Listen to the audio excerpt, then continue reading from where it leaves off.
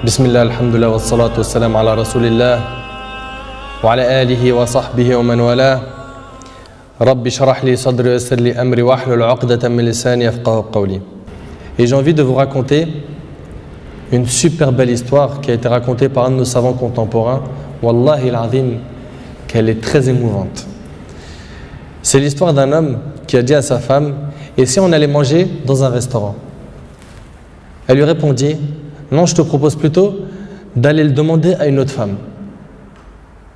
Moi, je ne mange pas au resto avec toi, va manger au resto avec une autre femme. Il s'étonna, il lui dit: je t'invite à manger et tu me dis de sortir avec une autre femme? Mais comment ça? Je ne suis pas de ce genre d'homme. Et quelle femme tu parles? Et de quelle femme tu parles? Elle dit: ta mère. Imagine la scène. Ta mère, je renonce aujourd'hui à ton invitation pour que tu invites ta mère. Ça fait longtemps que tu ne l'as pas invitée à manger ou à se promener, sors donc avec ta maman. Il lui a dit qu'Allah il te récompense.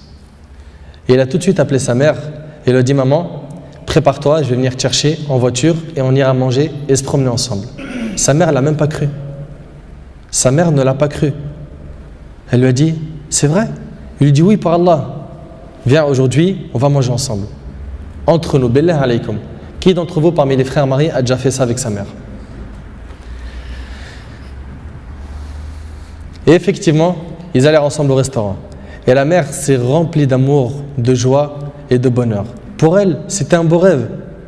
Peu lui importe la nourriture ou l'endroit où elle était, c'est-à-dire même manger par terre ou sur le trottoir ou dans la rue, le plus important, c'est qu'elle était avec son fils et que son fils était bienfaisant envers elle. Et qu'il ne l'a pas oublié, qu'il ne l'a pas négligé en s'occupant de sa femme et de ses enfants, et elle passa un jour avec lui qui était l'un des meilleurs jours de sa vie. Elle lui dit au retour, l'homme dit à sa mère au retour: maman, t'es contente? La sortie t'a plu? Elle dit: oui, wallahi, c'était mashallah. Elle dit: oui, qu'Allah te récompense. Il répondit: Inch'Allah, je le referai. Elle dit: non, Inch'Allah, la prochaine fois, l'invitation viendra de moi. Il lui dit: Inch'Allah. Et des semaines et des mois passèrent.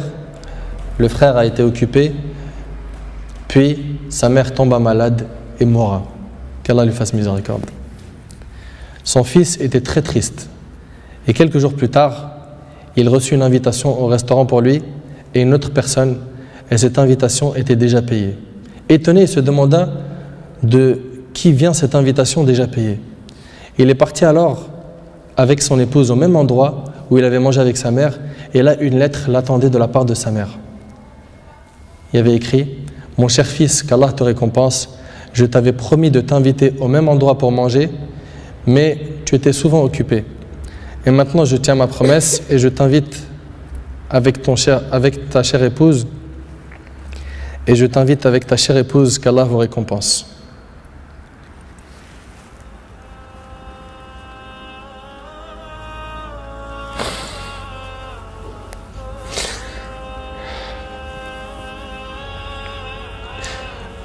Wallahi mes frères, la valeur de la mère, elle est très sacrée. Faut pas la mettre en colère. Cette histoire d'amour entre cette épouse et sa belle-mère est magnifique.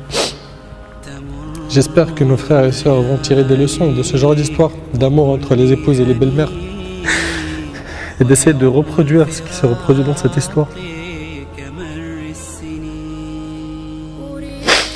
C'est qu'après le décès de la mère qu'on connaît sa valeur. Votre mère, si elle a envie, profitez, embrassez-lui ses pieds. Demandez-lui pardon pour les manquements, pour les mauvais comportements. Vous récolterez le succès, Inch'Allah.